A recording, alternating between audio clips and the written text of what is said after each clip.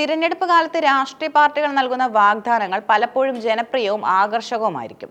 എന്നാൽ വരാനിരിക്കുന്ന നിയമസഭാ തിരഞ്ഞെടുപ്പിന് മുന്നോടിയായി UDF പ്രഖ്യാപിച്ച എല്ലാ കുടുംബങ്ങൾക്കും 25 ലക്ഷം രൂപയുടെ സൗജന്യ ആരോഗ്യ ഇൻഷുറൻസ് എന്ന വാഗ്ദാനം കേരളത്തിന്റെ സാമൂഹിക സാമ്പത്തിക ഘടനയിൽ വലിയ പ്രത്യാഘാതങ്ങൾ സൃഷ്ടിക്കുമെന്ന് സാമ്പത്തിക ആരോഗ്യ വിദഗ്ധർ മുന്നറിയിപ്പ് നൽകുന്നു. കേവലം ഒരു ക്ഷേമ പദ്ധതി എന്നതിലുപരി ഇത് കേരളത്തിന്റെ പൊതുജനാരോഗ്യ മേഖലയെ കോർപ്പറേറ്റ് വൽക്കരിക്കാനുള്ള ഒരു നിഗൂഢ നീക്കമാണെന്ന ആരോപണവും ശക്തമാണ്. UDFന്റെ ഈ വാഗ്ദാനം നടപ്പിലാക്കിയാൽ സംസ്ഥാനം നേരിടേണ്ടി വരുന്ന ഏറ്റവും വലിയ വെല്ലുവിളി അതിന്റെ സാമ്പത്തിക ഭാരമാണ്.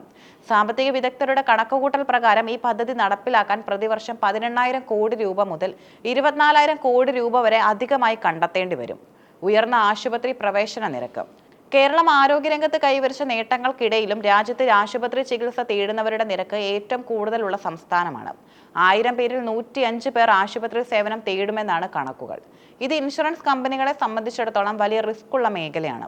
സ്വാഭാവികമായും ഇൻഷുറൻസ് പ്രീമിയം നിരക്കുകൾ കുതിച്ചുയരും. നിലവിൽ 5 ലക്ഷം രൂപയുടെ ആരോഗ്യ പരിരക്ഷ നൽകുന്നതിന് ശരാശരി 8,000 രൂപയാണ് വാർഷിക പ്രീമിയം.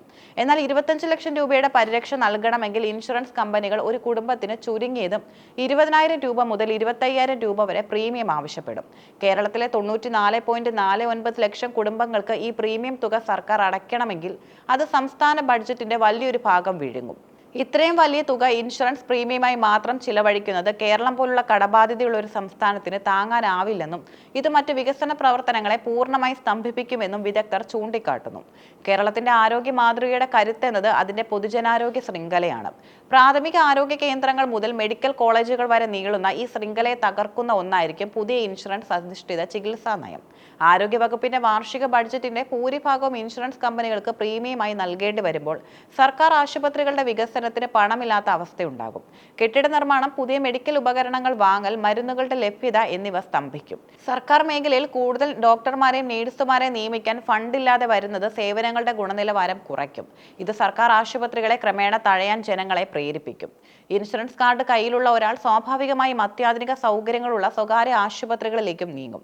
ഇതോടെ സർക്കാർ ആശുപത്രികളിലേക്ക് രോഗികൾ വരുന്നത് കുറയുകയും ആ ആശുപത്രികൾ നാമമാത്രമായ സേവന കേന്ദ്രങ്ങളായി മാറുകയും ചെയ്യുന്നു. ഈ വാഗ്ദാനത്തിന് പിന്നിൽ സ്വകാര്യ ആശുപത്രി ലോബികളുമായുള്ള വൻ ഗൂഢാലോചനയുണ്ടെന്ന ആരോപണം അതീവ ഗൗരവമുള്ളതാണ്.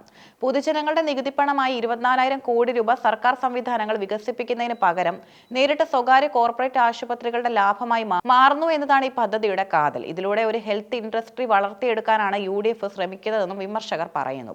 സ്വകാര്യ ആശുപത്രി ഉടമകളുടെ ഇൻഷുറൻസ് കമ്പനികളുടെയും താൽപര്യങ്ങൾ സംരക്ഷിക്കുന്നതിനായിട്ടാണ് UDF ഇത്തരം ഒരു പ്രഖ്യാപനം നടത്തിയതെന്ന ആരോപണം രാഷ്ട്രീയ കേരളത്തിൽ ചർച്ചയാവുന്നു.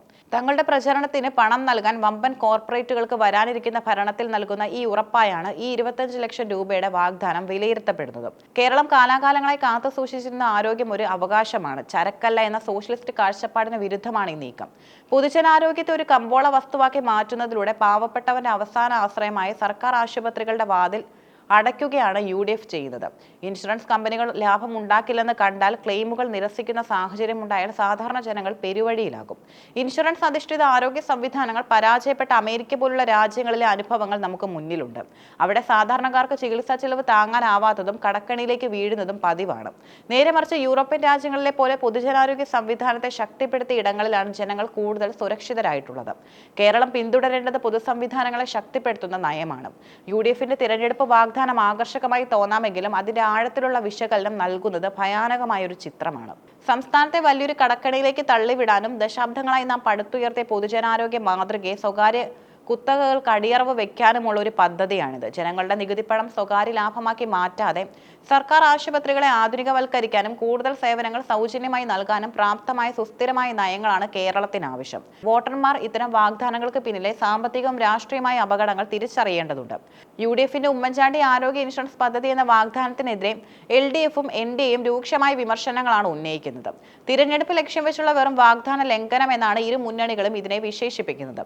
ഇടതുപക്ഷ നേതാക്കൾ ഈ പദ്ധതിയെ ഒരു അപ്രായോഗിക വ്യാമോഹം എന്നാണ് വിശേഷിപ്പിച്ചത്.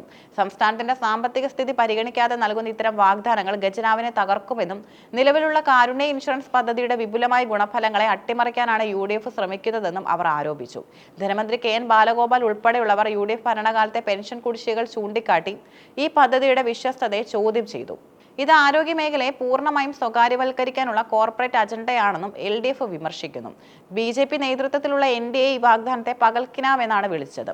കേന്ദ്ര സർക്കാർ നടപ്പിലാക്കുന്ന ആയുഷ്മാൻ ഭാരത് പദ്ധതിയുടെ പേര് മാറ്റി അവതരിപ്പിക്കാനുള്ള ശ്രമമാണിതെന്നും ഇതിനുള്ള പണം എവിടെ നിന്ന് കണ്ടെത്തുമെന്ന് UDF വ്യക്തമാക്കണമെന്നും അവർ ആവശ്യപ്പെട്ടു. LDFും UDFും അഴിമതിയുടെ കാര്യത്തിൽ തുല്യരാണെന്നും ഇത്തരം വാഗ്ദാനങ്ങൾ വോട്ടർമാരെ പറ്റിക്കാനുള്ള തന്ത്രം മാത്രമാണെന്നും NDA നേതാക്കൾ ആരോപിച്ചു. ചുരുക്കത്തിൽ പദ്ധതിയുടെ സാമ്പത്തിക സ്രോതസ്സിനെയും പ്രായോഗികതയും കുറിച്ചുള്ള തർക്കങ്ങളാണ് ഇതര മുന്നണികൾ പ്രധാനമായും ഉയർത്തുന്നത്.